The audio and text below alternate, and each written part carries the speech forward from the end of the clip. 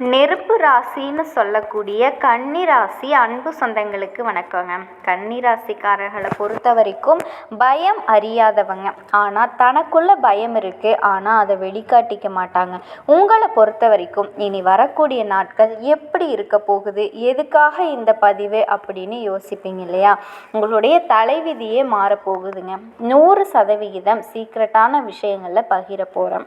5 கிரகங்களினோட பலத்தால் வாழ்க்கை அப்படிங்கிறது வளமாக மாறப்போகுதுன்னு நான் சொல்கிறேங்க.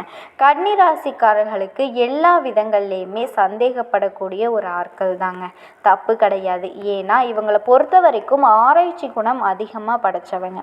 ஒரு விஷயம் நடக்குது அப்படின்னா அது ஏன் நடந்துச்சு அப்படிங்கிறத யோசிக்கிறத விட்டுட்டு அது எதனால், எங்கே, எதுக்கு, எப்படி நடந்திருக்கு அப்படிங்கிற அளவுக்கு ரொம்ப ஸ்டார்டிங்கில் இருந்து, அதாவது ஆதி முதல் அந்தம் வரைக்கும் ஆராய்ச்சி செஞ்சு அது இவங்களுக்கு திருப்தியை கொடுக்குற வரைக்கும் அதிலிருந்து விலகாதவங்க இந்த கன்னிராசிக்காரங்க வாழ்க்கை துணையாக இருந்தாங்க அப்படின்னா அவங்களுடைய வாழ்க்கை அப்படிங்கிறது எந்த அளவுக்கு சிறப்பாக இருக்குமோ அப்படிங்கிறது உங்களுக்கு முக்கியத்துவம் அப்படிங்கிறது இவங்க கொடுத்துக்கிட்டே இருப்பாங்க. ஆனால் ஆணாக இருக்கட்டும் பெண்ணாக இருக்கட்டும், ஆனால் கன்னிராசிக்காரர்களுடைய அந்த பாசத்தை மற்றவங்க மிஸ்யூஸ் பண்ணுறதுக்கு வாய்ப்புகள் அதிகங்க.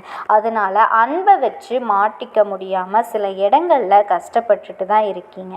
கஷ்டப்படுறதுக்கு வாய்ப்பு இருக்குது. முடிஞ்ச அளவுக்கு யார் மேலேயும் நம்பிக்கை கொஞ்சம் எவ்வளவு ஆராய்ச்சி பண்ணாலும் சரி, அன்புங்கிற விஷயத்தில் மட்டும் அடிமையாக மாறுங்க.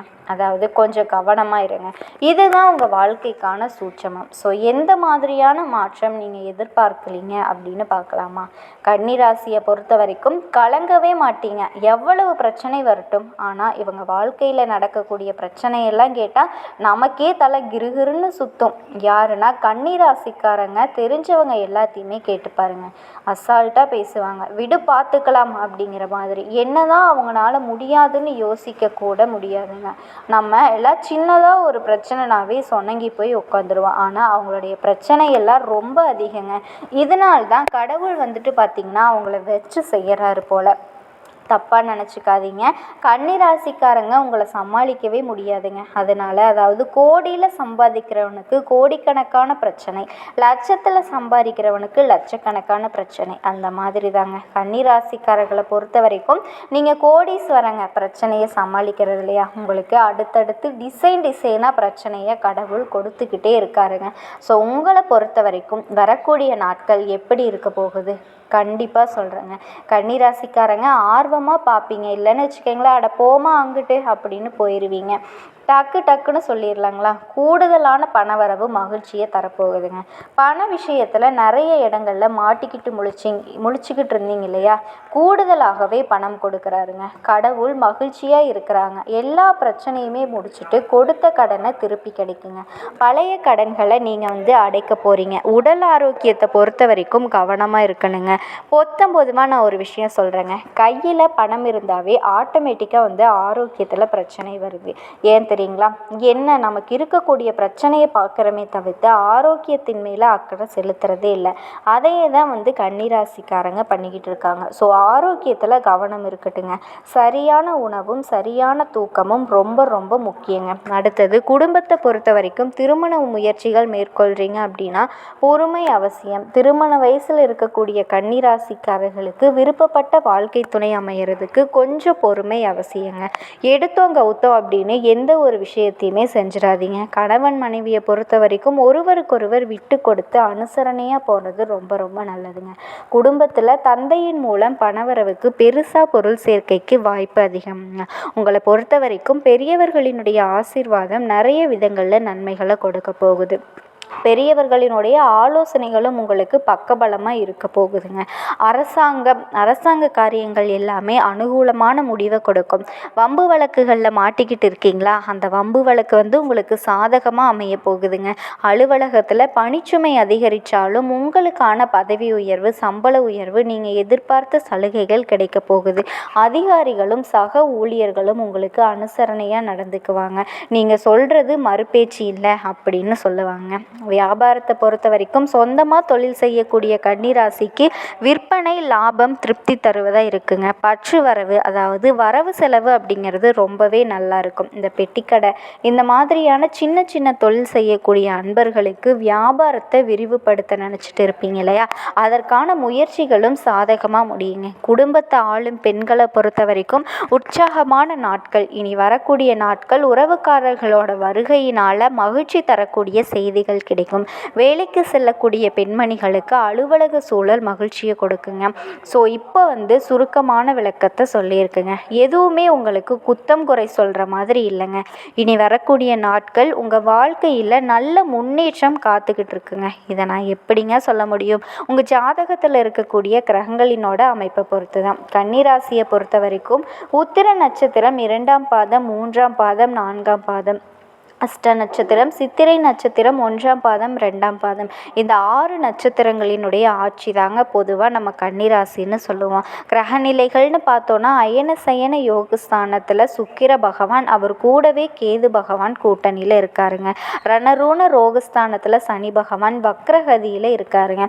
அவர் கூடவே ராகு பகவானும் கூட்டணியில் இருக்கார். தொழில் ஸ்தானத்தில் குரு பகவானும், ராசியில் நவ கிரகங்களினுடைய தலைவன் செவ்வாய் பகவானும், புத்திக்கு அதிபதியான புதன் பகவானும் கூட்டணியில் இருக்காங்க. குளிர்ச்சியான கிரகம்னு சொல்லக்கூடிய சந்திர பகவானும் தைரிய வீரிய ஸ்தானத்தில் இருக்காருங்க.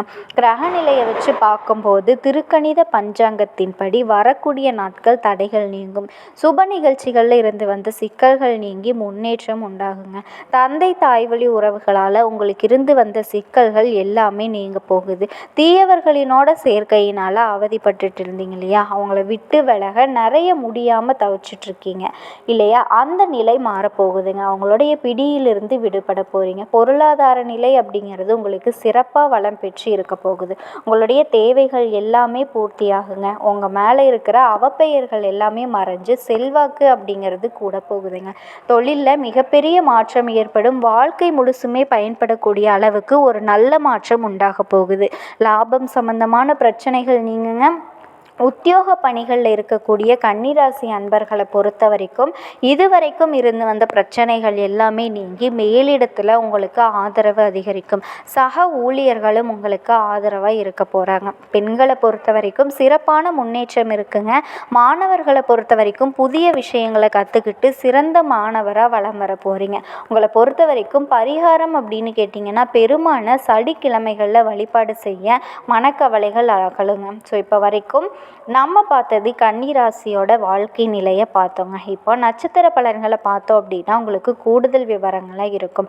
அந்த வகையில் உத்திர நட்சத்திரம் 2ஆம் பாதம், 3ஆம் பாதம், 4ஆம் பாதம் உங்களுக்கு நல்ல விதமான பல கருத்துக்களை கேட்பதன் மூலமாக உங்களுக்கு ஞானத்தன்மை அதிகரிக்கும். அதாவது அறிவுத்திறன் அதிகரிக்கும். பக்தி மார்க்கத்தில் செல்றதன் காரணமாக மனைவியோட பூரண ஒத்துழைப்பு கிடைக்குங்க. தொழில் ரீதியாக பார்க்குறப்போ புதுசாக நீங்கள் கொள்முதல் செய்யக்கூடிய பொருட்களின் காரணமாக தொழிலில் அதிகமான வருவாய் பெருக்கம் ஏற்பட போகுதுங்க. தூர தேசங்களில் இருந்து நீங்கள் எதிர்பார்த்த நல்ல செய்திகள் வந்து சேரும். சுபகாரிய செலவுகள் ஏற்படும். புதிய முயற்சிகளால் பணவரவு அதிகரிக்குங்க. வாடிக்கையாளர்கள் கிட்ட நட்பு பாராட்டுறதுனால வியாபாரிகளுக்கு அதிக லாபம் கிடைக்கும். அடகிய ஆடை அபகரணங்கள் வாங்கி மகிழக்கூடிய காலகட்டங்க. அதிகாரிகளோட நட்பால் ஆதாயம் பெறுவீங்க. நீங்கள் எடுக்கக்கூடிய எல்லா முயற்சிகளையுமே வெற்றியை கொடுக்குங்க. மேலும் இந்த நட்சத்திரத்தை பொறுத்த வரைக்கும் குரு சுக்கிர நன்மைகள் வழங்குறாங்க. சங்கர நாராயணன் வழிபாடு செய்ய சங்கடங்கள் போகும். உங்களுடைய நட்சத்திரநாதன் அதிபதி செலவுகளை அதிகரித்தாலும் உங்களுடைய பணவரவு அதை சமாளிச்சிருங்க. சுக்கிரனால் வரவு உண்டாகும். கொடுக்கல் வாங்கல்ல இருந்து வந்த நெருக்கடிகள் நீங்கும். அடுத்ததான் அஷ்ட நட்சத்திரத்தை பொறுத்த வரைக்கும் குரு பகவானினோட சஞ்சாரத்தினால உங்களுடைய நிலையில் நீங்கள் எதிர்பார்த்த முன்னேற்றம் ஏற்படுங்க. நீங்கள் எடுக்கக்கூடிய முயற்சிகள் எல்லாமே வெற்றியை கொடுக்கும். தொழிலில் ஏற்பட்டிருந்த சிக்கல்களுக்கு முடிவு கிடைக்கும். குடும்பத்தோட நிறைய சுப நிகழ்ச்சிகளில் கலந்துக்கிட்டு கொண்டாட போகிறீங்க. மேலும் இந்த நட்சத்திரக்காரர்களை பொறுத்த வரைக்கும் இந்த காலகட்டத்தில் சுப காரியங்களுக்காக வீடு விழா கோலம் கொண்டு காணப்படுங்க. என்னடா இது தனிப்பட்ட வீடோ வீட்டோட விழாவோ இல்லை திருவிழாவோ நினைக்கக்கூடிய அளவுக்கு கொண்டாட்டத்தில் திளைக்க போகிறீங்க. உங்களுடைய பயணங்களால் ஆதாயமும் மகிழ்ச்சியும் ஏற்பட போகுதுங்க. அரசு பணியாளர்களுக்கு எதிர்பார்த்தபடியே தலைமை பதவிகள் தேடி வரப்போகுது. வீரம் பொங்கக்கூடிய உங்களுடைய சேவைகள் அனைவராலும் அங்கீகரிக்கப்பட போகுதுங்க. முக்கியமாக நீங்கள் எதிர்பார்த்த விதத்தில் உத்தியோக பணிகளில் இருக்கக்கூடிய அன்பர்களுக்கு இடமாற்றங்கள் நிகழும். மகான்களினோட தரிசனத்தால் மனசில் மகிழ்ச்சி உண்டாகும், மன அமைதி காணப்படும். வியாபாரிகளுக்கு முதலீடுகள் அதிகரிக்கும், லாபமும் அதிகரிக்கும். உத்தியோகத்தில் நிறைய மாற்றங்கள் இருக்குங்க. நீங்கள் விரும்பிய இடத்திற்கு இடமாற்றம் கிடைக்கும். சந்தோஷமான வாழ்க்கை அமைய போகுது. வெள்ள மனசு, பிள்ளை குணம். எடுத்த காரியத்தை முடிக்காமல் விட மாட்டீங்க. அடம் பிடிப்பீங்க, ஆனால் அதிகாரம் பண்ண மாட்டீங்க. அடம் அப்படிங்கிறது அடக்கமாக தாங்க இருக்கும். யாரை பற்றி பேசிக்கிட்டு இருக்கோம்? பயம் அறியாதவங்க ஆனால் பாசத்துக்கு அடிமையான கன்னிராசியை பற்றி தாங்க பேசிக்கிட்டு இருக்கோம். புதன் பகவானை ராசி அதிபதியாக கொண்டவங்க. கன்னிராசியை பொறுத்த வரைக்கும் உங்களுடைய பலத்தை முதல்ல நீங்கள் தெரிஞ்சுக்கணும். கன்னிராசிக்காரங்களே கேளுங்க, கண்டிப்பாக தவிர்க்காமல் கேளுங்க. கஷ்டம் வந்தால் தலை குனிய மாட்டாங்க, முன் வச்ச காலை பின் வைக்க மாட்டாங்க. ஆனால் பின் வச்ச காலை முன் வைக்காமல் விட மாட்டாங்க. புத்திசாலித்தனம் தான் எங்களுக்கு பிறவி கொடை. சந்தேகம், யோசனை இதுதான் சிறிய தடை. எத்தனை தடைகள் வந்தாலுமே வீழ்ந்து போக மாட்டாங்க. விழுந்தா கூட எழுந்து நிற்காமல் விட மாட்டாங்க. குரு பகவான் உச்சத்தில் அமர நம்ம வாழ்க்கையில் ஜெயம் தர போகிறாருங்க. பணம் வரும், சேமிப்பு கூடும். வாழ்க்கையோடைய பாதையில் வெற்றி பூக்க போகுது. அரசாங்கத்தில் வேலை செஞ்சாலும் சரி, தனியாரில், விவசாயத்தில், வியாபாரத்தில் எங்கே கால் வச்சாலும் சரி, அது எல்லாமே பொன்னா மாறக்கூடிய நேரம். திருமணம் தாமதம் இருந்தாலுமே இனி தடைகள் நீங்கும். குடும்பத்தில் சுப நிகழ்ச்சி கைகூடி வரும். உறவுகளால் வஞ்சனை வரக்கூடுங்க, ஆனால் தன்னம்பிக்கையால் அதை தூர விரட்டிடலாம். சேமிப்பை பழக்கமாக்குங்க. வாழ்க்கை பாதையில் ஒளியை நிரப்புங்க. ஒளியை நிரப்புறதுக்கு புதனும் குருவும் நட்பாய் நிற்க கன்னிராசி உயரம் எட்டி பறக்க கண்ணீருடைய கண்களில் இருந்த கண்ணீர் காஞ்சு போகக்கூடிய நேரம் வந்தாச்சுங்க. உழைப்பினுடைய பலன் உங்களை உயரத்தில் வைக்கக்கூடிய காலம் வந்தாச்சு. நினச்சதெல்லாம் தாமதமானாலும் குருவுடைய ஆசீர்வாதத்தால் நிறைவேறக்கூடிய நாளும் வந்தாச்சு. இதனால் மனசு தளராமல் முன்னேற போகிறீங்க. உங்கள் வாழ்க்கையில் ஜெயம் ஒளிர போகுது. அந்த நாள் கூடிய விரைவில் நீங்கள் பார்க்க போகிறீங்க. என்னடா இது, எங்கே போனாலும் எல்லா இடமும் அடைப்பட்ட மாதிரியே இருக்கே, இருண்டு போன மாதிரி இருக்கு, எங்கே போனாலும் கஷ்டம் வருது, நஷ்டம் வருது, சிரமமாகவே இருக்குது, என்ன பண்ணுறதுனே தெரியல, என்னம்மா குடுகுடுப்புக்கார மாதிரி பேசிக்கிட்டு இருக்க, அந்த அளவுக்கு உங்களுடைய கஷ்டங்கள் கோர்த்து சொன்னால் இந்த நாள் போதாது போலையே அப்படின்னு தாங்க சொல்ல முடியும். கன்னிராசியை பொறுத்த வரைக்கும் பயம் அறியாதவன் அப்படிங்கிறதுக்காக எல்லா விதங்கள்லையுமே இத்தனை பிரச்சனையா? ஒரு மனுஷனுக்கு பிரச்சனை இருக்கலாம், ஆனால் பிரச்சனையே வாழ்க்கையாக இருந்தால் எப்படி அப்படிங்கிற மாதிரி கன்னி இவ்வளவு நாளாக அனுபவிச்சிட்ருக்கீங்க. ஆனால் புன்னகைக்கு மட்டும் குறைச்ச உங்களை பார்த்தா ஒருத்தவங்க அடடா இவனுக்கு என்னடா அப்படி இருக்கா, இப்படி இருக்கா, இவளுக்கு என்ன ஏகபோக வாழ்க்கை, சுகமாக இருக்கான், வீட்டில் இருக்கான், அடடா இப்படி மற்றவங்க வாயால் வசைப்பாடக்கூடிய அளவுக்கு நம்மளுடைய பொழப்பு பார்த்திங்கன்னா வெளியில் பகுமானமாக சுற்றிக்கிட்டு இருக்குங்க. உள்ளுக்குள்ளே நமக்கு தாங்க தெரியும் எந்த அளவுக்கு நம்மளுடைய வாழ்க்கை ஃபயராக எரிஞ்சிக்கிட்டு இருக்கு அப்படின்னு. ஸோ இதுக்கெல்லாம் என்னைக்காவது ஒரு விடிவு காலம் பிறக்குமான்னு எதிர்பார்த்த உங்களுக்கு குரு வர்றாருங்க. என்னப்பா ரொம்ப புலம்புறீங்க, கொஞ்சம் நிதானமாக இரு. என்னுடைய உச்ச வீடாக நான் கடகராசிக்கு வந்துக்கிறேன். அதன் காரணமாக உனக்கு ஒரு நல்ல விஷயத்தை நான் பண்ணிட்டு போயிடுறேன் அப்படிங்கிற மாதிரி சில காலம், ஓகேங்களா? 10 மடங்கு பலத்தோட குரு வர்றதுனால அதனுடைய பலன்கள் கன்னிராசிக்குமே பலித்தமாகுதுங்க. எந்தெந்த வகையில் தொட்டது எல்லாமே சிறப்பாக இருக்கும். எதெல்லாம் உங்களுக்கு சிரமங்கள் இருக்கோ அது எல்லாமே சிறப்பாக மாறும். ஒரு விஷயத்தை நினச்சி அழுதுட்ருக்கீங்க அப்படின்னா அதே விஷயத்தை நினச்சி நீங்கள் சந்தோஷப்படக்கூடிய அளவுக்கு நிலைமை முன்னேற்றம் பெறப்போகுதுங்க. இப்போது எப்படி நமக்கு நல்லது செய்யக்கூடிய குருவை வணங்கி இந்த பதிவை நம்ம தொடங்கினாதானங்க அந்த சிறப்பு. அந்த வகையில் குரு பிரம்மா, குரு விஷ்ணு, குரு தேவு மகேஸ்வரக, குருஷாத் பரபிரம்மா, தஸ்மை ஸ்ரீ குருவே நமக. இப்படி குருவோட மந்திரத்தை சொல்லி நம்ம எப்போவுமே வழிபாட தொடங்கணுங்க. அப்போ தான் அவருடைய ஆசீர்வாதங்கள் நமக்கு முழுசாக கிடைக்குங்க. இப்போது புதன் பகவானை ராசி அதிபதியாக கொண்ட கன்னி ராசிக்காரங்க ரொம்ப புத்திசாலிங்க. ஏன்னா புதன் அப்படின்னாவே புத்திசாலித்தனம், வணிக அறிவு, பேச்சுத்திறன், கணக்கு எல்லாமே அதில் பல சமயங்களில் அந்த புத்திசாலித்தனம் வாழ்க்கையில் உதவாமலேயே போயிடுதுங்க. எல்லாரும் சொல்கிறாங்க, அப்பப்பா செம புத்திசாலிப்பா, நீ உன்ன மாதிரியெல்லாம் நான் இருந்தேன்னா என்னைக்கோ நான் நல்லா இருந்திருப்பேன், இப்படி இருந்திருப்பேன், அதெல்லாம் சொல்லுவாங்க. அதெல்லாம் கேட்குறப்ப நமக்கே தோணும், அப்படியா எல்லாரும் இப்படித்தாண்டா சொல்கிறீங்க, ஆனால் என் வாழ்க்கையில் கொஞ்சம் கூட நான் நல்லா இல்லடா அப்படின்னு யோசிப்பேன் இல்லையா? என்னம்மா எங்களை பார்த்தா உனக்கு கிண்டலாக இருக்கா, எங்களுடைய கஷ்டம் உங்களுக்கு சிரிப்பாக இருக்கா அப்படின்னு கேட்டிங்கன்னா அப்படி இல்லைங்க. நீங்கள் வருத்தத்தில் சொல்லக்கூடிய விஷயங்களை தான் நான் பார்க்குறேங்க. இப்போது ஏன் அப்படின்னு கேட்டிங்கன்னா, புதன் தனியாக இருந்தால் அவர் தரக்கூடிய அறிவும் சரி அது சந்தேகமாக மாறுங்க, விமர்சனமாக மாறும், தயக்கமாக மாறும். இதனால் கைக்கு வந்த வாய்ப்புகள் கூட நிலைக்காமல் போயிடும். இப்போ என்ன பண்ணும் அப்படின்னா, அந்த புதனுக்கு பெரிய துணையாக குரு வர்றதுனால, குரு யார்? ஞானம், செல்வம், தர்மம், ஆசீர்வாதம். இவர் யார்? புதனுக்கு நட்பு கிரகம்.